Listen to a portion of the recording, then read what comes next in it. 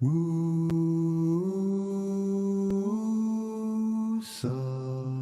wake up South Africa. You've been sleeping far too long. Wake up South Africa.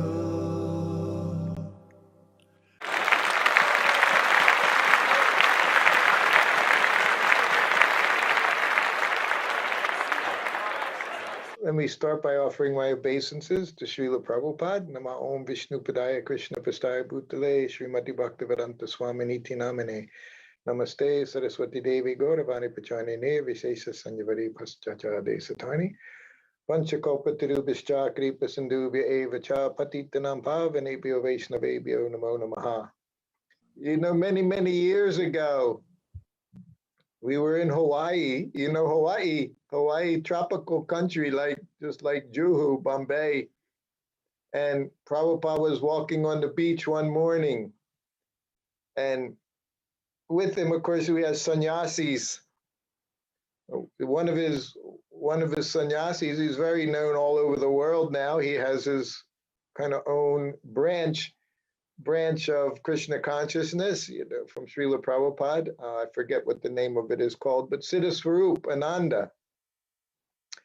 So he was in his room one day, and there had been some complaints about him. He was Siddha Swarup. He was one of the very first, what do we say?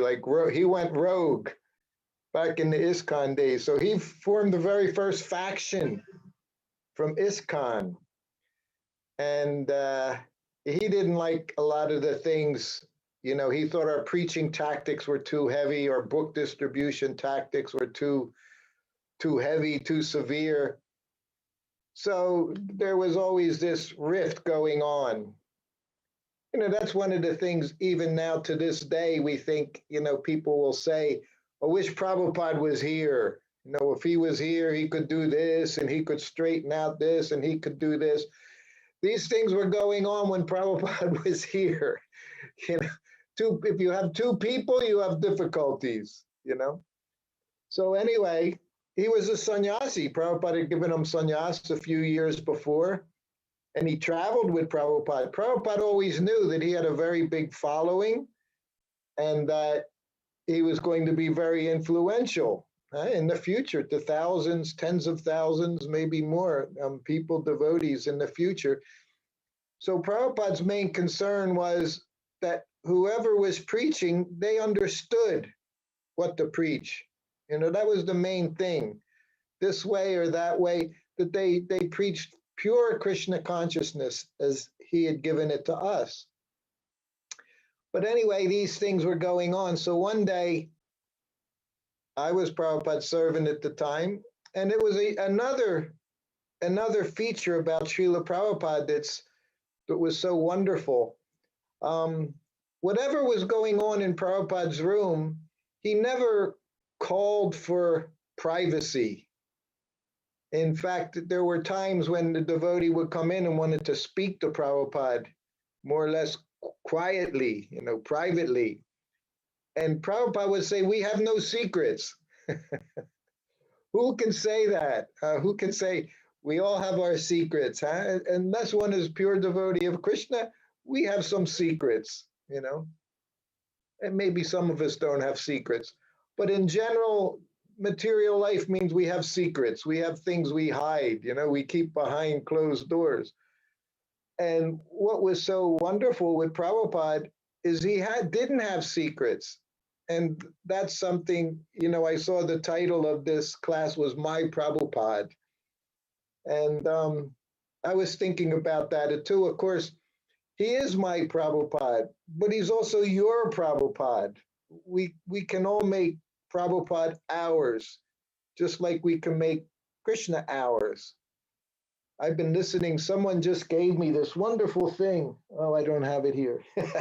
This wonderful little device with a nice speaker on it. And it has in a little, whatever your card in there, it has all of Prabhupada's audio classes on it.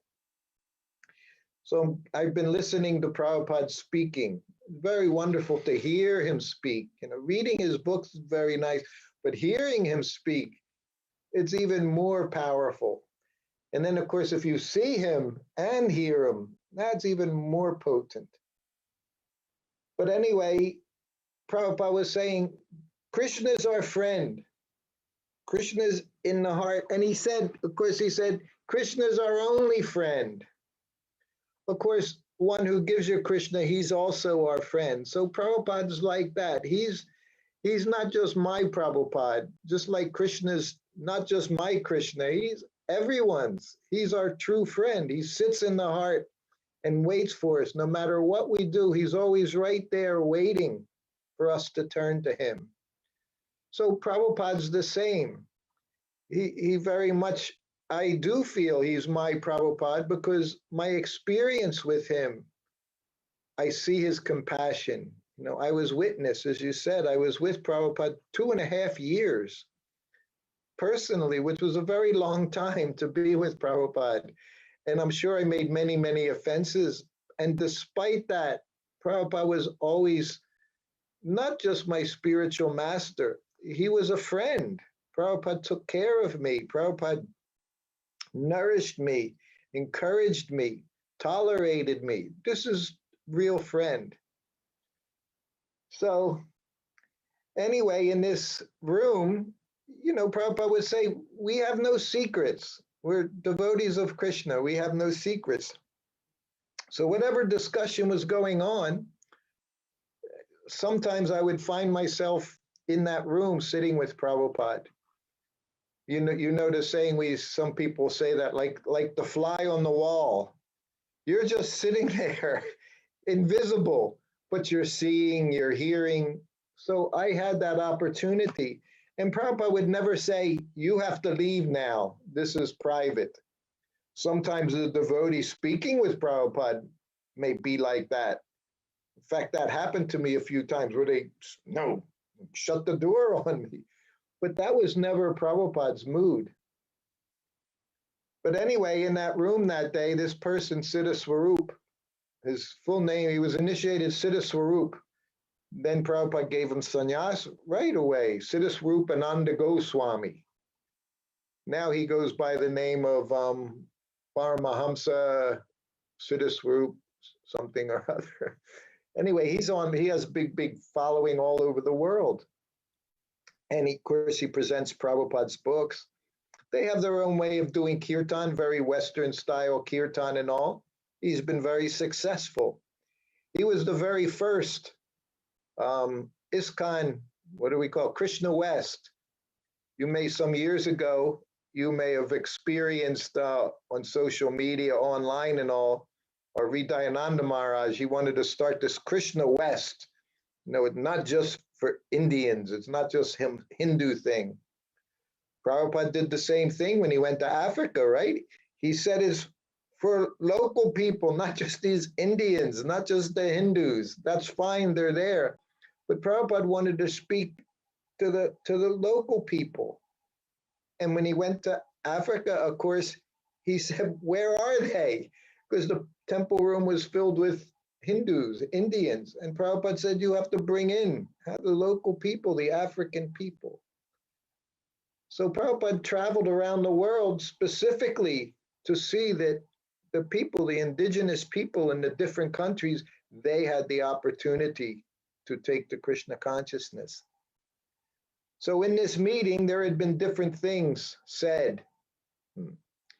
Prabhupada was also very interesting how he would speak. We know one of the things we hear is, and it can be used against us, especially those we call the what is it? You have the management, and then you have the followers like us, the common people. So we're told not to criticize. We can be chastised by those in charge, temple presidents, GBCs, but we say criticizing that's offensive. Vaishnava aparad. But Prabhupada had a very unique way of saying, he would never say, you've done this, you have done this. he would always preface this with, they say, or someone has said that you have done like this. In that way, he would take a very passive way of initiating that conversation. So he didn't chastise directly. And he did that in this instance with Siddha Swarup. He didn't say, you're not doing this, you're not doing this.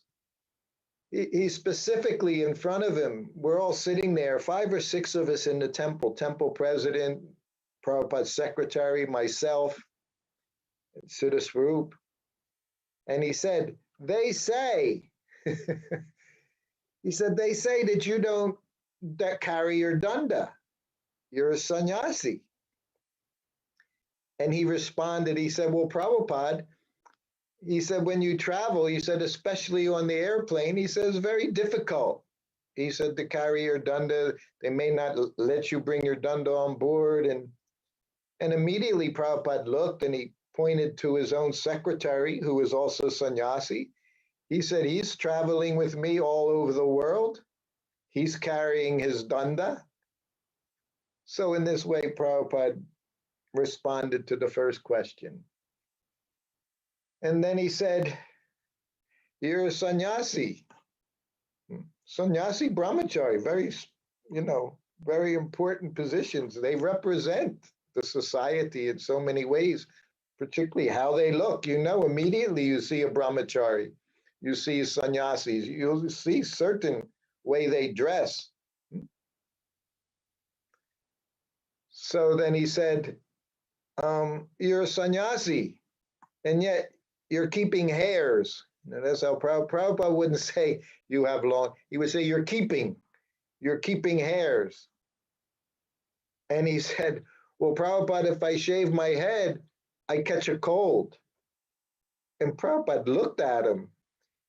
He said, here in Hawaii, you get a cold? They have no winter in Hawaii, it doesn't happen. He said, so here in Hawaii, you get a cold? And then he just, yes, Prabhupada. And then Prabhupada just, and then me, who is usually very, very quiet, like you say, you introduced me very nicely as Prabhupada's servant. Many times I get introduced, they say Prabhupada's secretary. And I always say, no, I was not a secretary. He had very specifically secretary, 2 different services. The secretary was there, servant was there. And of course, all over the world, no one likes to be called a servant. Huh? We know that everywhere, whether you're in Africa, South Africa, you're in America, you're in Europe, you're in India. That's an insult to be called a servant. That means you're Sudra, you're low class. So I generally, I'll get introduced that way, especially at colleges or universities. They'll say personal assistant or secretary, secretary's favorite, because that's a high post. Being secretary, that's not. And I'll generally say, just to say, no, I was servant. Where else in the world? Who else but us, but devotees and Krishna consciousness? Our whole desire is to become servant, not just the servant, but we want to become servant of the servant of the servant of the servant of the servant. That's our position. That's a very safe place. What Prabhupada said, he said, we don't call ourselves devotee. He said, but you can call yourself servant. This is because even devotee, he thinks I'm not devotee. Everyone else is devotee. Me, I'm not a devotee. But servant, yes, trying to serve Krishna. So anyway, I'm in this meeting, and I had that same kind of mentality as many of my God brothers. And I thought things he was doing was not the way Prabhupada wanted. So then I said, well, Prabhupada, I said, this morning, I said, Maharaj, he's right there in the class. And I boldly said, this morning, he gave class in the temple room. And many of the devotees were there. And of course, many of the devotees were specifically his followers. they came to Prabhupada. When he came to Prabhupada, he had over 100 disciples himself in his group. So when he came, surrendered to Prabhupada, they all came with him. He gave them to Prabhupada. So now this was 3 years later. So in those course of those 3 years, many things had happened, and so this ISKCON society is very different in how he would present Krishna consciousness. But he was giving class in the temple room that morning. So at the beginning of the class, of course, in Hawaii, the flower garlands very, very popular, just like here in India. Everybody, they call ole.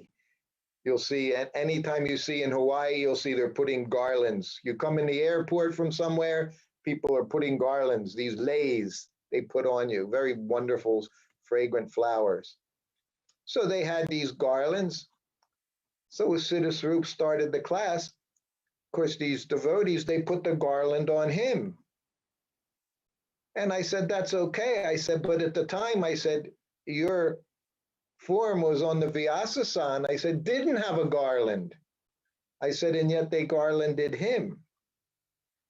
I said, and so to many of us, that seems like that was wrong. And Prabhupada looked at him. He said, Sutakirti has a point. And then at that time, Siddha said, well, Prabhupada, perhaps my preaching isn't proper, isn't good enough. And then Prabhupada looked at him. He said, well, if your preaching isn't good enough, he said, then you shouldn't be preaching. He said, unless you understand properly, he said, then better you hear. He said, until you're able to preach properly, then you. So then he just very humbly, and he just, yes, Prabhupada, I agree. So it was very interesting meeting. But this was our Prabhupada, huh? So now it's so many years later, that was 1975. How many years have gone by? 35, 45, almost 50 years later have gone by. We have so many different branches within ISKCON, outside of ISKCON. But for us, our potency, and it's always that, potency comes from following the spiritual master. Huh? Prabhupada, he would often say, if I've done any miracle, he said that as I have not changed anything that has been given to me by my spiritual master. So many of us are in far corners of the world. As some would say that they're in South Africa, you're far, far away from many places.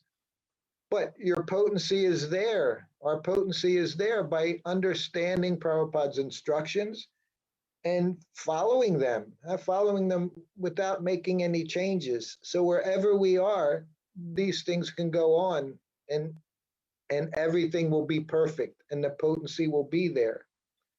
So I, encourage you, and I'm very happy that you keep Prabhupada also as your Prabhupada. Understand Prabhupada's instructions, and in that way, give Krishna consciousness to others. And if all of you do that, all you prabhus do that, you'll be very successful. Ultimately, that's our success. I was hearing today Prabhupada speaking, and he was talking about saintly persons, how the pure devotee. And I saw this with Prabhupada. You may remember Jagadananda Prabhu, Savyasachi Prabhu. When was I there? It was almost a year ago to the day when I was there with you all. In some ways, it seems like it was very, very long ago. In other ways, it seems like it was just last week. But it was literally just about a year ago. I finally arrived in Kenya, the middle of February. So I was right there in Cape Town and other places in South Africa in the last couple of weeks of January. And we had a very wonderful time. And of course, you took very nice care of us while we were there in Cape Town. We felt so much at home. Huh? So this is what Krishna consciousness is about. And I had been, as I said when I was there, I was so eager to travel to that part of the world because I had never been there before. And it was shortly after I left Prabhupada as his personal servant. I was with him until June of 1975. So one of the trips he made to Africa and South Africa was later, and Mauritius was towards the end of 1975. And I always regretted that I didn't get to go. And I was always eager to go. So some by Krishna's arrangement and the different devotees there, they arranged that trip last year. And I got to see just what Prabhupada did. And that Prabhupada was saying in this class, he said, the pure devotee, he said he travels specifically. One of the reasons he travels is to purify wherever he goes. And this is what Prabhupada did. He turns any place into a tirtha. People come right now in Vrindavan, started a few days ago, 5 days ago. We're having Kumbh Mela in Vrindavan. It moves around every year. They have called mini Kumbh Melas. There's the big Kumbh Mela every 12 years where millions go. But this year they're having Kumbh Mela. It started 5 days ago in Vrindavan. They invested over 20 crores of rupees. They're really investing in this region to make this part of India, of course, where Krishna appeared, very famous holy place, very famous tirtha, Vrindavan, Mathura, Govardhan, like that. In some ways, it's very nice, very wonderful. In other ways, for some of us, it's also very difficult because what was a very sweet Vrindavan atmosphere, village, is turning into a city. And instead of hearing peacocks, we hear rickshaws, the horns from rickshaws and cars. But this is also due to Prabhupada literally putting Vrindavan on the map and giving people the opportunity to come to a holy place. But he said different things go on. Huh? He said when people, your average person, they come to a holy place, they come here and they literally dump their karma here. They dump their sins here. That's why they come. He says, and it happens. He said, of course, then they go back to wherever they're from and again begin committing sinful activities. And of course, at that point, he mentioned the Christians. I would always talk about Christianity because they're famous for that. You get your sins forgiving, he said, then you go right back out and start sinning again. He said, and you dump those sins on Jesus. He said, but that's why they come to a holy place, is so that they can relieve themselves of their sinful activities. He said, but a saintly person, when he goes to a holy place, he purifies that place. So Prabhupada was so magnanimous, he traveled all around the world. This is why when you think 14 times around the world in 10 years, a person in his 70s and 80s. But Prabhupada understood his potency. He never spoke about it in that way. He never said, I'm traveling around the world, everywhere I go becomes a tirtha. But he specifically said, a pure devotee travels wherever he goes, that place becomes purified. It becomes a place of pilgrimage. It becomes a sanctified place. And as I said, when I traveled around, I very much felt that all of you are recipients of Prabhupada's traveling to whatever particular place you're coming from. It's Prabhupada traveling there. He purified that place and he planted the seed of Krishna consciousness in so many people. That's what I see everywhere I go. And as I said, very much like to see these places. For me, it's very encouraging that Prabhupada did that. I also see now Gita Gamya Devi. See, I remember I remember many of you. I feel also just like you say, my Prabhupada, you people are also mine. You all became very friendly. You did so much wonderful service. And we both appreciate very much. we've also been blessed. After traveling to India, after traveling to Africa, we were literally in Mauritius and South Africa the entire month of December, January, and half of February. And by Krishna's arrangement, everything Krishna's arrangement, we arrived back in India on February 14th. And at that time, I had to do a little work on my body. I went to Bhaktivedanta Hospital in Mumbai, and we arrived in Vrindavan on March 2nd. My wife and I were on tourist visa. That means we get 6 months. We have Indian tourist visa from the US. So we get to stay here 6 months, go out, come back again. So March 2nd, we arrived in Vrindavan. And 2 weeks later, the whole of India just shut down, just like much of the world. Everything got locked down. So now we're at February 21st. We're still locked up in Vrindavan. And we have no complaints. We're very happy. We've overstayed our visa for 5 months now. Every month or so, you just send in online, you write a little thing, and they keep extending it because India is still locked up to most everywhere in the world.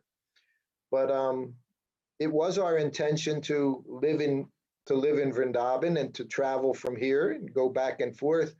But for now, by the mercy of Prabhupada and Srimati Radharani, they locked us up in Vrindavan. And somehow or other, I don't know, just like when I traveled to your country there, I left the shelter, direct ISKCON shelter, living in a temple or living next to the temple in a temple apartment, which was in LA for some years. I left that in 1983. And I've basically been beside ISKCON since then.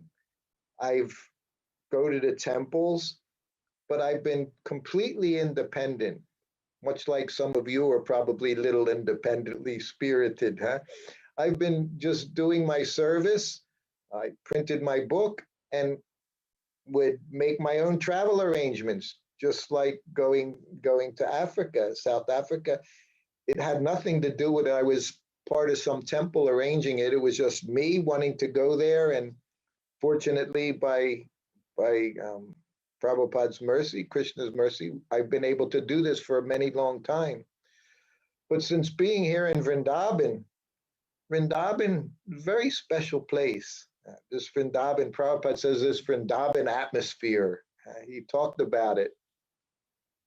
And somehow or other, I find myself very involved. And it's just happened over the last year, but specifically the last few months, that I've actually become part of a temple. And that's very much due to the fact that I appreciate the temple president here very much, Panchagoda Prabhu, who's a good friend. He's been temple president here now for 11 years, and I've seen over those years how so many improvements have been made, and I see his style of management very much like Prabhupada's style of management, and that for me is very important. And, I hope that in the time that I spent with you there, that you got that idea of just how personal Prabhupada was in everything he did. And that's why I say this whole idea of my Prabhupada, you got to understand everything in Krishna consciousness. It's all personal. And it's up to us to come to that realization through our service and through reading Prabhupada's books and following his instructions, and really prayer, because there's nothing more personal than prayer. So anyway, we've been very, very busy here lately, and as I wrote to Prabhu this morning, I even, for some reason, I thought I was giving class 4 or 5 hours ago, but I was thinking of some other country. I gave class to Russian devotees yesterday, and I've been, by this zooming around. I've been zooming around the world off and on for the last year now, in the USA and in England. I mean, everywhere. So it's very wonderful. But but sometimes I get a little confused about what I'm doing. But anyway, um, I do hope that sometime in the future, in the near future, or whenever, that again I get the opportunity to be with you all more personally and see how things are progressing there, because I know there are many wonderful devotees there. And where this group, are you all around South Africa now, or are you almost situated in one place? So the Wusa initiative was started in South Africa, but my wife and myself are in Zimbabwe, and a few Uh-huh. other devotees are also just listed just in different parts of South Africa. Good, good. Well, you keep doing what you're doing. It's it's very important, huh? Your service is very important. And this is, again, this was part of Prabhupada's traveling, was to give himself. So it's the best thing we can do for one another is give ourselves. I see your good wife there, you two getting along very nicely in Krishna consciousness. She's smiling, at least. That's a good sign. My wife also, she's working in the Pujari department here at Krishna Balaram Mandir, which is an amazing thing, because pretty much this is Vrindavan. Vrindavan is, even Prabhupada said in Vrindavan, he said it wasn't possible women could be on the altar. He said because they wouldn't accept us in that way. Vrindavan has its own way of doing things, just like wherever you go in the world, certain cultures are there. So Prabhupada understood that, and he made his adjustments. That's what the devotee can understand. You adjust things according time, place, so the place and circumstances. So it's been that way in Vrindavan for a long, long time. 24-hour kirtan goes on with, all men group. It's been going on that way for some 40 years now. And but there was something that was kind of lacking here for some time, and it had to do with like the deities' outfits, keeping them nice and pressed and cleaned, and refreshing them, getting them some little sunshine, and cleaning all of the jewelry. And she literally has developed a whole department, and it's basically all women cleaning all the deities' paraphernalia. And this for them is just amazing. They're getting to personally hold the flutes of Shama Sundar and Krishna Balaram, and polishing their crowns and all of their outfits. So they're overwhelmed in happiness in doing this service. So some of you may remember her. She's a very strong-willed devotee lady. Huh? I'm sure you do. And but because of it, she's has been able to do exactly what she's doing. So anyway, we're very happy here, and we hope we can continue here. She's also in Prabhupada's room. This is amazing. Huh? She's in Prabhupada's house here. There's many cabinets with all of Prabhupada's personal items in them. His japa beads, his watches, chatters, clothing, his cooker. So all these different cabinets where things have been donated, it's become very much like part of Prabhupada Museum here, where they keep all these things locked up. And she's in charge of cleaning these things as well.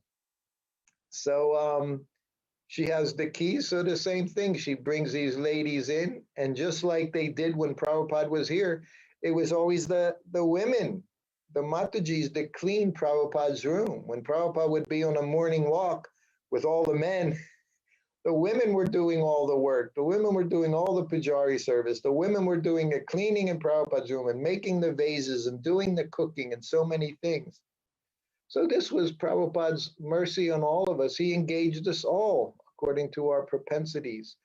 So she has that. So now they're literally, I went in one day and they had Prabhupada's slippers, and one of the Matajis was just holding them on her head and just crying, because no one gets to do these things. So everything is based on desire. Like I'm sure in the classes I gave, I told one of my stories. It's a very special story. Everything we do, we just have to desire. So it's important for all of us, no matter what's going on, no matter what difficulties may be there, that we always understand Krishna is going to take care of everything. And we just, as Prabhupada said, you just give this lifetime for Krishna and everything good will happen. And sometimes he takes things away so that so that we can make advancement in Krishna consciousness. But ultimately, he just gives himself. And Prabhupada, very much the same. Let me see. I'm glad to see the participants. We have over 20 devotees there. It's very nice. I gave a class in Russia the other day, a Zoom class. They maxed out. It was 500 devotees. Imagine, Prabhupada went to Russia for 1 week. But the very same thing, it's the potency of Srila Prabhupada.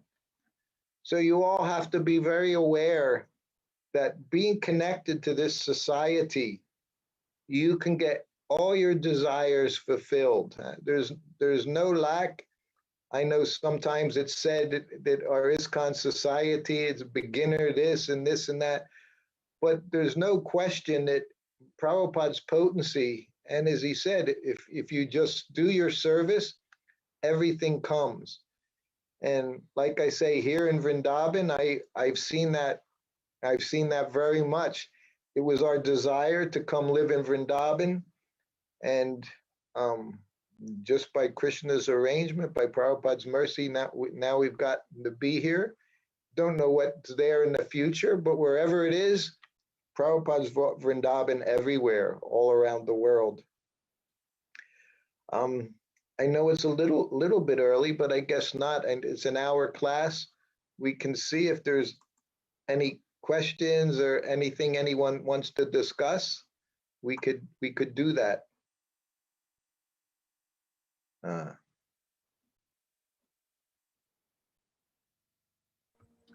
Krishna, Prabhu. Thank you. Yeah, we do have one question that's just popped up in the chat. This comes from Bhaktamanda. So he's asking, Hare Krishna, Prabhu, thank you so much for your time and the wonderful class. I would like to ask whether Prabhupada found it difficult at times to balance being a spiritual master, a spiritual leader or guru, as well as being a leader of an international organization or movement.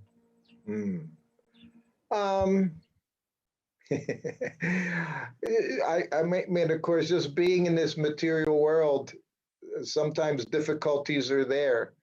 Prabhupada said, even when Krishna comes here, demons are attacking him. And on the surface, it might appear like some difficulties are there. But in a sense, the pure devotee, he welcomes, we know the prayers of Queen Kunti. Devotee welcomes the opportunity or even the most adverse conditions because it helps us remember Krishna. I'll tell you a funny story. While I was a brahmachari, I was with Prabhupada. Half the time I was with him, I was a brahmachari, and then I was away for 6 months, and then I was again with him as a grahasta. And that was also with Prabhupada. He didn't make distinctions. He didn't deal with me any differently as a grahasta than he did as when I was a brahmachari. He just saw I was servant. And he would he took care of me in the very same way. He didn't see any of these bodily designations, whether it be the ashram you're in, the color you are, the age you are. Everything was based on what we could do, what our nature was, and he engaged us in service. But when I was a brahmachari, and again, I didn't always understand. Prabhupada would talk to me sometimes. I could walk into the room and he would just say simple things. He knew me very well. Prabhupada didn't preach to me. He would he made it sound like he was just speaking very generally. He preached, but he didn't make it sound like he was preaching to me, because he understood, as I said, my very independent nature that I had. So when I was a brahmachari, every day at lunchtime, I prepared his lunch, and then I would bring it in and put it down on the table, little table, which was on the floor. They call it choki in Hindi. Just 8 inches, just like a little TV table that you would sit on the floor on a counter. And he would sit on a straw mat on the floor, and he faced the wall. This was just how he did it in Vrindavan. Everywhere he went, he not only brought Vrindavan in the spiritual sense, he brought Vrindavan very literally. His rooms were very simple. Prabhupada was comfortable sitting on a cushion on the floor, his back up against the wall, a little table in front of him. It's what he had in Vrindavan. It's what he had in Los Angeles, in New Dwarka. It's what he had in a very opulent place at Bhaktivedanta Manor in England. Everywhere. He didn't have couches and dining room tables and chairs. He was happy in simplicity. So anyway, I would bring the plate in, put it down, offer obeisances, and Prabhupada start eating. Then I would run back out of the room, make another chapati, run back into the room, put it down on the table, offer obeisances, and run back out again. So I could do that 5, 6 times.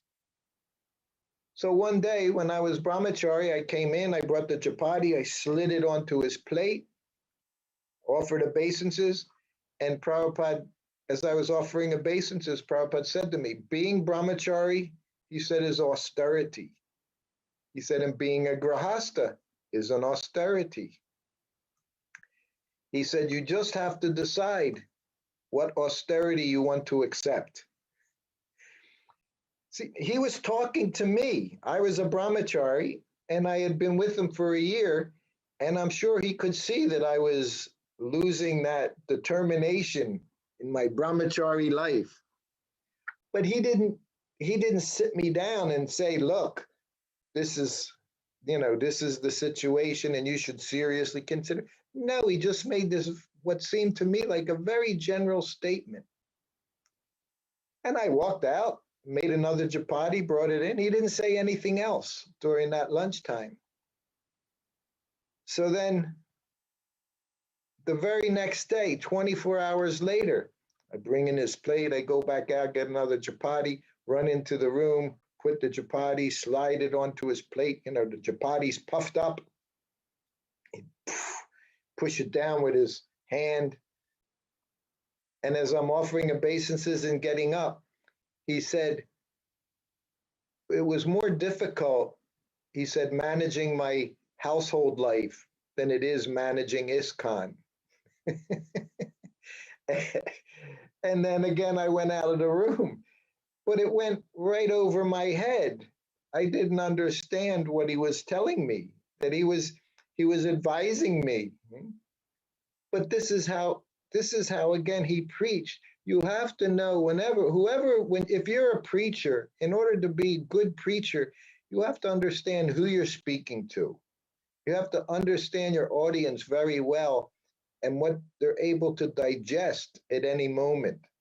Because if you say something they can't digest, then the whole meal is spoiled, just like eating. You eat one thing, doesn't go down, your whole meal is spoiled. So we can say so many things, but if we say something that's not easy to accept, then everything is done. So Prabhupada, he said it to me in such a way that I never even realized, literally until many, many years later. He was always telling me what to do. He was always telling me what was best for me. But with that said, of course there were difficulties within the society. They're always there, just like they're here now. They were there when Prabhupada was there. But when you're a pure devotee, you understand 100%. You understand completely that ultimately Krishna's in charge. And as we say, not a blade of grass moves without Krishna's sanction. And Prabhupada would very often say, like he did with Sankirtan, we say Sankirtan devotees, book distributors, he would, say, whatever happens, our business is not the result. Our business is just to do the service. So pure devotee, ultimately, he knows everything is up to Krishna. But at the same time, as devotees, we never want to become complacent and think that, well, Krishna will do it. No, our business is to try. But if things work out or not, that's up to Krishna. I always think of the one instance with Prabhupada. He had his Bhagavad Gita manuscript that was sold off as just scrap paper. In India, to this day, you're in different places, you can hear people shouting from the window. They collect your scrap paper, they'll collect plastic, you have knife sharpeners, might go on in Africa in different villages. These village activities go on. So the one day person was scrapped and his wife gave away his entire Bhagavad Gita manuscript. Now, if one's not very advanced, they could think, oh, finished. That's Krishna's desire. I don't do that. But Prabhupada didn't see things like that. He redid the whole thing again. So devotee never gives up within his service. If there's a service has the opportunity to do, he accepts that service. And despite any challenges, he carries on with that service. So Prabhupada, he very much appreciated his disciples. He knew we were children in Krishna consciousness. We were always making mistakes. Perhaps we're still always making some mistakes. But just like your Google Maps, if you make a wrong turn, it just readjusts everything to get you back to the same place. So even as we struggle in our Krishna consciousness, if something doesn't go right, Krishna just readjusts everything, the spiritual master readjusts, and we carry on from that position. So Prabhupada was always happy in Krishna consciousness. He says, as devotees, we accept struggle for Krishna, but that struggle is also pleasure. Everything in service, we take it as Krishna's mercy, and we accept it. It's somehow or other, it's enjoyment. That's our pleasure because we're getting to serve Krishna. And that ultimately is always pleasurable. The only thing Prabhupada said he didn't like, I never heard him use the word hate, but he said he hated sleep. He said it was just a waste of time. He said, whenever I go to sleep, I think now I'm going to waste my time. But then right after he said it, he just laid down and pulled the sheet over his head, as I've told you. So even that was, so all these different feelings are there. Just like we feel we don't like this, but still it's okay. It's what we do. Whatever Krishna gives us, that we accept. Okay, I see these messages. Jai. Thank you so much, Prabhu. That was very, very nice answer. We have another question from Mother Rimuna here. And it goes, Hare Krishna, Prabhu. You mentioned that Prabhupada said that his success was due to the fact that he did not change anything. However, we see that to make Krishna conscious more accessible to people, he did make adjustments, as in giving ladies second initiation. Thus, how can we distinguish between making changes and making required adjustments according to time, place, and circumstance in order to facilitate more people embracing the process of Krishna consciousness? Yes, good question. In my very first days with Prabhupada, as we were traveling to Vrindavan, Prabhupada was very aware he was going to spend the entire month of Vrindavan, or the entire month of Kartik in Vrindavan. This was 1972. Vrindavan, of course, very special place. You have this Goswami's temples are there. They've been there for hundreds of years. and they have their understanding. Many of them thought Prabhupada initiating these Westerners was just Maya. They're all malechas. They're not qualified. Because very much, within India, and it still exists in many places, that Westerners are not qualified to be devotees. Only one born in a Brahmin family, or at least only one born in India. Outside of India, it was considered even to leave India was Maya. In many circles, that's considered, just like Prabhupada leaving India, he went into Maya, leaving this sacred land of Bharat Barsha. So as he was working his way to India, I'm sure he was thinking about what he was doing. Imagine he went to Vrindavan, 1972 Kartik, and he had a jagya right there at the samadhi of Rupa Goswami. And he gave first initiation, he gave second initiation, and he initiated devotees as sannyasis. So this was something that was just outrageous to many people. But for Prabhupada, he was proud to do it. And I'm not sure, maybe some of those ladies were some of the initiates were also women at that time. I don't remember. But before he got there, one day I was massaging him, and one of his early disciples, Burajan Prabhu, who came in like 1968, I was massaging Prabhupada's back, and Burajan said, Prabhupada said, he said, my God brothers, they criticize me because I allowed women into the temple. He said, in India, no women in the temple for brahmacharis. He said, and they criticize me for this. He said, but after getting to America, he said, for a year, he said, I studied your people. In other words, he studied the Westerners, and he could see there was no question of separating men and women. He said, in order to spread Krishna consciousness, had to be for everyone. And of course, that's what Lord Chaitanya said. Every town and village, it was for everyone. He said, but they criticize me. He said, but if you go to Mayapur, he said, big festival days, he said, the only time anyone comes, he said, who is in the temple? He said, it's nothing but women. He said, widows in white. It's women coming to the temple. He said, and yet they criticize me. He said, but because I made that adjustment, we were successful.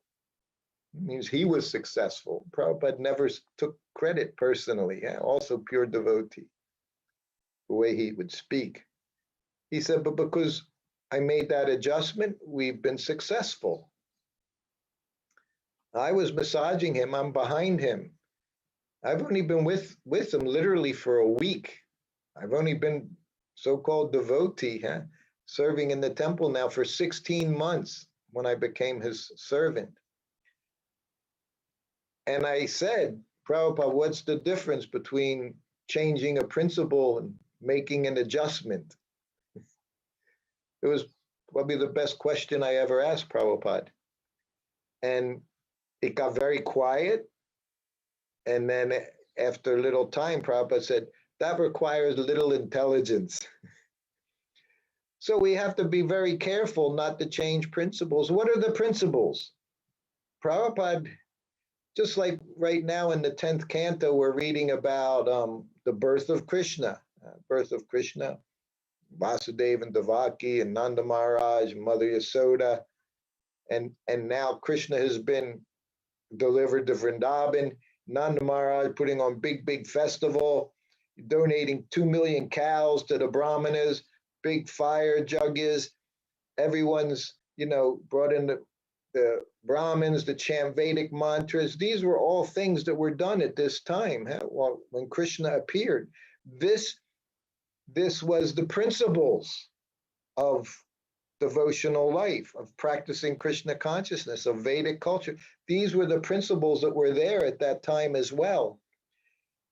Prabhupada, Bhaktisiddhanta, his spiritual master, and then Prabhupada Lord Chaitanya gave us a very simple formula. All these other things, worship of the demigods, chanting all these different mantras, Vedic mantras, everything has been set aside. He gave the process, chanting Hare Krishna. Prabhupada gave processes which he said is just human life, following the 4 regulative principles: no meat eating, no illicit sex, no intoxication, no gambling. Prabhupada said this is just human life to follow these principles.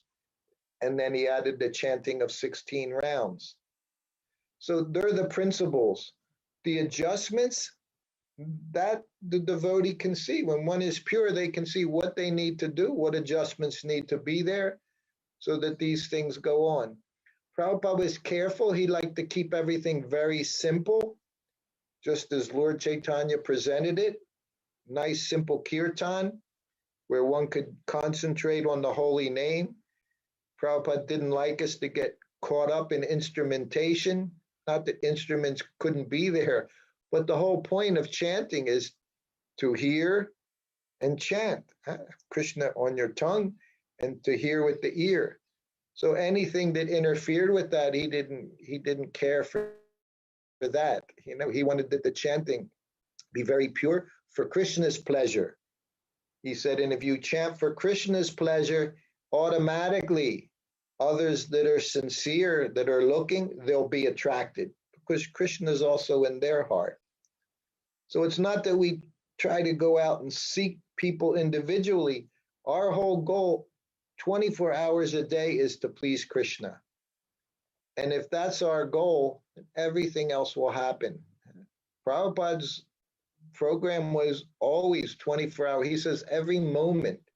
He said a pure devotee is every moment thinking of Krishna. And it's by that potency he was able to do what he did. So, you know, he also promoted very, very much, just like our diet, everything was cooked in ghee, offered to the lordships. You know, I put some funny things online. Sometimes I put a plate of all these sweets. One of my godbrothers said, that's too much sugar.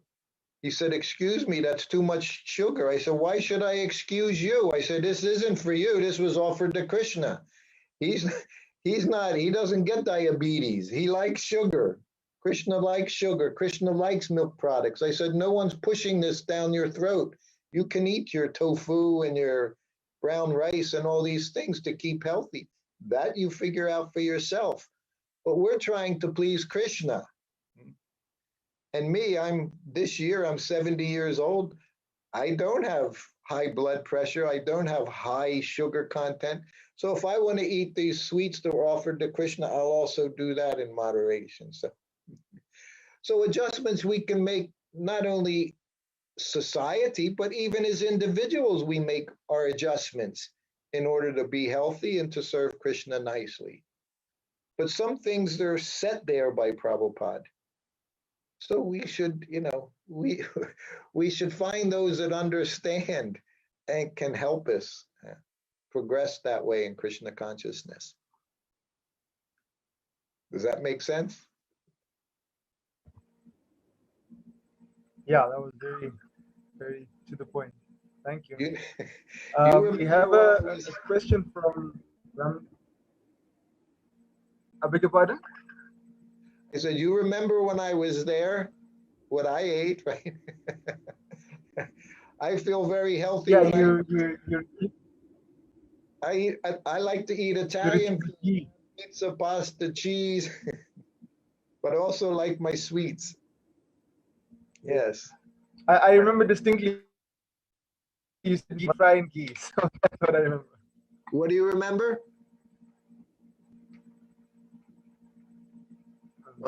Lost you there. Okay, now I'm back. Sorry. We have a question from Raminka Das. I didn't quite understand his question on the chat, so Prabhu, would you like to clarify your question here?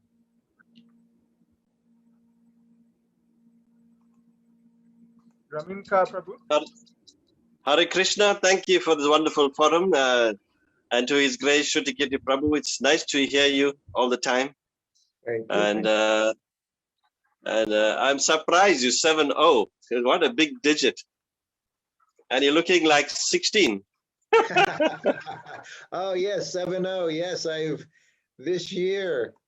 Well, thank you. If I see my many photos and videos on Prabhupada, but I appreciate your comment.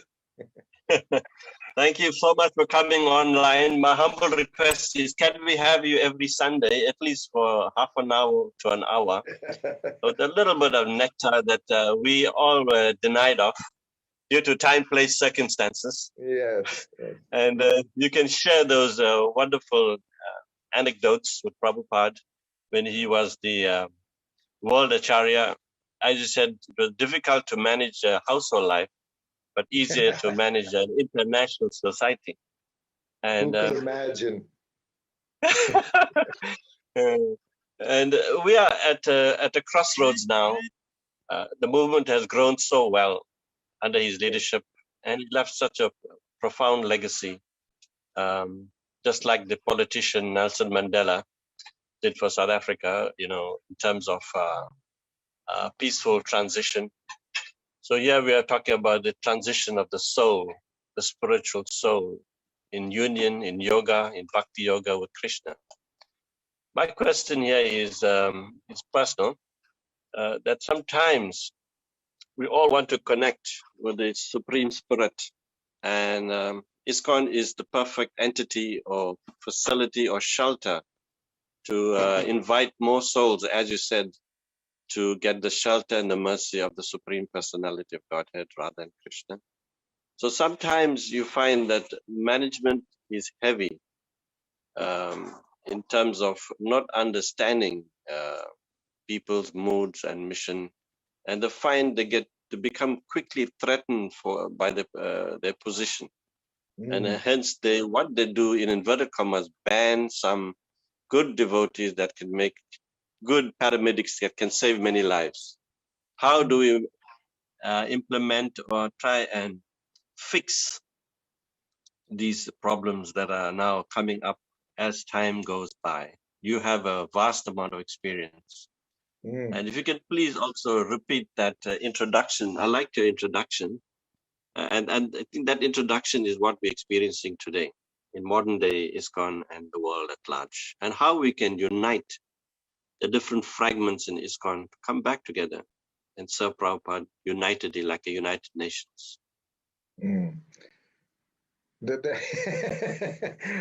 It's a loaded question. Thank you for ending it with such a simple question.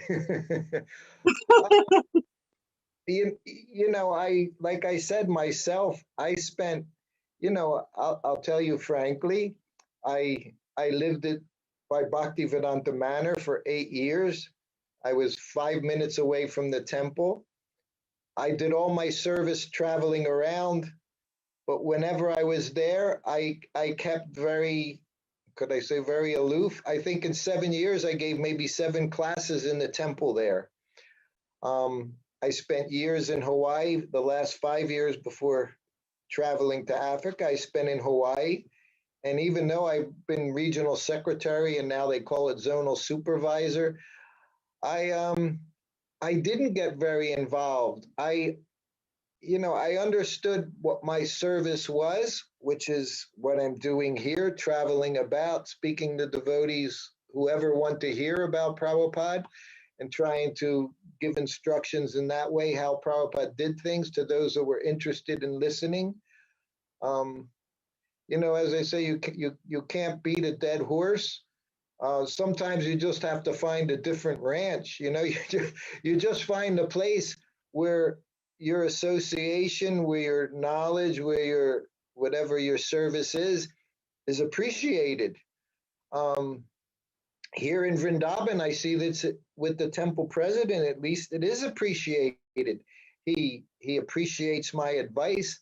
They have over 30 departments here in Vrindavan, and hundreds of devotees that are involved in service at the temple. And, now I find myself, I'm part of child protection. I'm on the Vaishnava care. I'm on the human resources, community services. So he welcomes my services. So because he welcomes it, I find myself involved in doing different things. So I guess, but at the same time, it didn't, when I was in England, the fact that everything went on with around me and no one was really interested, nor was I interested in being involved closer because, frankly, I would have become discouraged.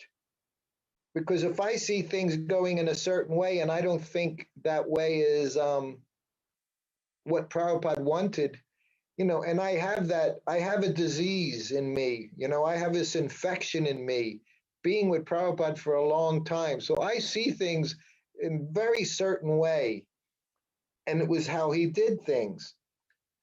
And I protected myself by not putting myself in a situation where I would myself become discouraged, you know.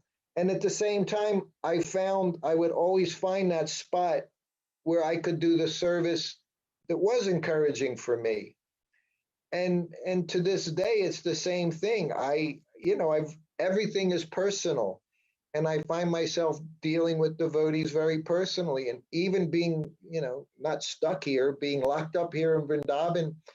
I'm doing classes as people approach me and ask. I give classes all around the world. How much success that is, whether I'm speaking to 2 or 200, I don't know.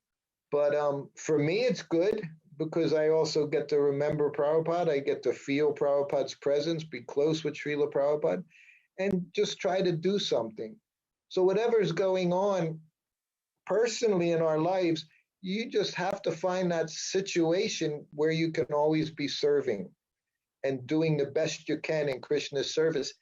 And as one devotee told me, a god sister who was born and raised in Hawaii, she said, when you live by the ocean, and especially if you're a surfer, you learn to ride the waves. And if there isn't a wave there, don't, you no matter what you do, you're not going to get anywhere. So you have to know, or as one famous song back in the day, also Western song, you got to know when to fold your hand. When you play poker, you got to know when to fold. You got to know when to hold them. So you're not a youngster. You've been around a long time. So we have to know where we can be effective and what we can do to be effective wherever we are. Whether you're there where you are, where I am, don't, you're not going to help yourself or anybody else by just being a thorn in the side and saying, well, no, it should be like this. And we should be doing, if people are listening, great. But if they're not, then, you can't ride that wave. And, I see that very much. I see that more and more. Krishna's in control. Not everything is perfect anywhere, not even here, in ISKCON Vrindavan. There's so many things that I also see that I would think it shouldn't be like that, it should be like this. But for one reason or another, sometimes you can't do anything. So you find where you can be effective, where you are, and do that for Krishna, do that for Prabhupada, do that for Prabhupada's society. And outside of that, I don't, know particulars. Sometimes people ask, what should I do? And I'll say, look, I don't know you. I don't know where you live. I don't know what your situation is. I say, you can't ask me those questions. I can only speak on philosophical level, And Prabhupada would always say, chant your rounds, follow the principles, read my books, and you carry on from there. So that's what hold on a sec. That's what I do understand, is that our services, we can always do service in any situation. But sometimes maybe our service is literally to just sit back, chant our rounds, and read Prabhupada's books and wait for something else to appear, And but preaching is always there, And if We can always go out and preach to the innocent wherever we are. So I hope that kind of answers your question.